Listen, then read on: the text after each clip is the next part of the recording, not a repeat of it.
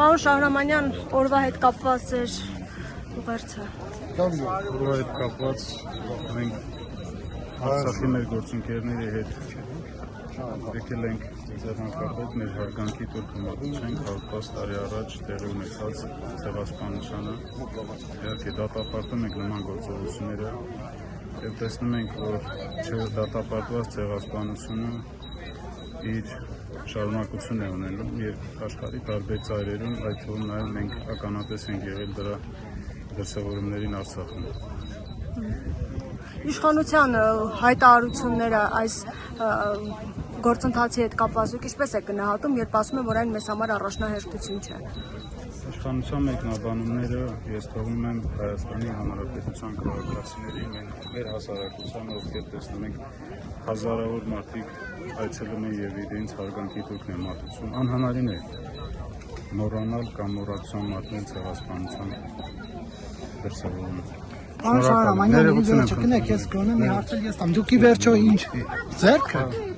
Ասում եմ, Մարիկ, ասում։ Դուք ի վերջո ինչու Հայաստան գալուց հետո Արցախի լուծարման հրամանագիրը չչեղարկեցիք, այնպես ինչպես արվել էր հրամանագրի գոյության մասին հայտարարելու մակարդակով, որտեղ ասում ենք դա անհրաժեշտություն էր։ Առաջի փաստաթուղթը եւս որևիցե իրավական ուժ չունի, ինչպես նաեւ երկրորդ։ Դրա մասին մենք հայտարարել ենք, դրա պատճառների մասին խոսել ենք եւ մեր տեղեկատվական շտաբով մանրամասը տեղեկություն տվել ենք։ Դրանից ավելացնելու բան չունի։ Ես ասել եմ, ով կուզենա տեսնի Արցախը, որևիցե իրավական խնդիր չունի։ Ասում են ինչպես եղավ, դուք ուղղաթիռով եկաք, իսկ մյուսները թողեցիք, որ մյուսները մնան այնտեղ եւ գերեվարվեն։ Այս քննադատությունը ինչպես կարծաք։ Ես ամենավերջում եմ դուրս եկել, այդքան գերեվարվելուց հետո։ Ինչ վերաբերում է գերեվարվելուն։ Ասում են ինչպես ձեզ հաջողվեց, իրենց ոչ։ Ես դրան կանդրադառնամ առաջիկա, հիմա ըստ ումա առիթ չդրամ ասել։ Իսկ գերեվարման հետ կապված ինչ խնդիր կար։ Դուք Արցախում եք, երբ որ մյուս նախագահներում գերեվարվեցին։ Բա ինչպես եղավ։ Որտեղ եք դուք դա տեսել եք, դուք ինչպես են իրենց տանում։ Այո։ Եվ ինչպես ինչ կասեք։ Ես դրա մասին այս բան չեմ ուզում խոսել։ Խնդրում եմ իմ կարծիքները հարգեք, հետագայում առիթ կունենանք մանրամասը կանրադառնանք։ Մենք հացնելու բան չունենք։ Այս պահին կա գործընթացներ, որոնց մենք չենք ուզում խոչընդոտել կամ վնասել մեր հայտարարություններով։ Դրան կապված նաև մեր զսպվածությունը։ Հետագայում մենք առիթներ կունենանք, խոսենք ամեն ինչի մասին։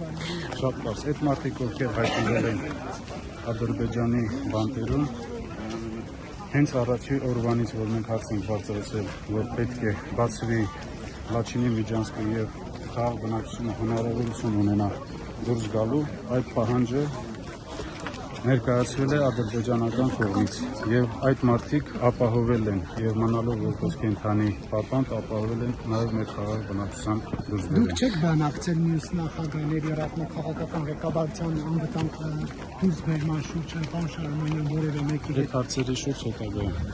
Եվ դուք հնարավոր է որևէ նախ շարունակեք ամեկ ամիս անց նախագահի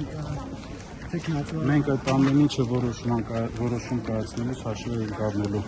մեր հասարակության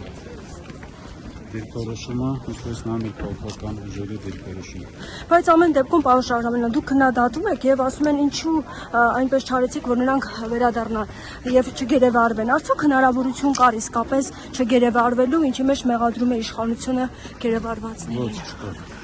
Եվ դուք ինչպես եք մեկնաբանում իշխանության ներկայացուցիչների այն հայտարարությունները, որ չեն կռվել, թողել թափել արցախցիները։ Այո, դրան անդրադարձ եմ, ինձ թվում է ավելորդ է եւս մեկ անգամ անդրադառնում։ Ինչու է այդպիսի հայտարարություն առնում տարբեր իշխանության տարբեր ներկայացուցիչների։ Մենք հայտարարել ենք, որ դա պարակտիչ գործողություններ են, մեր ազգային պարանջատումներ են։ Դրանով հրահրում։ Դուք հստակ դուք պատասխան եք նախագահի պաշտոնի համար առաջադրել։ Ես պատասխանեցի հարցին։ Հստակ որոշում չունեք։ Ես բանը ոչ։ Պարոն Շահրամանյան, դուք միշտ ասում եք, որ հայտարարությամբ հանդես կգաք, բայց դա ուշանում է որոշ պարզաբանումների առումով։ Ինչով է պայմանավորված այդ կաշկանդվածությունը։ Դրանց սնկերը կան, որ մենք այդպես ենք մեզ խաղում եւ հասկանում եմ, որ դեպի դժգոհություններ են առաջանում մեր բնակչության մոտ, բայց դա անհրաժեշտություն է։ Շնորհակալություն ժողովուրդ։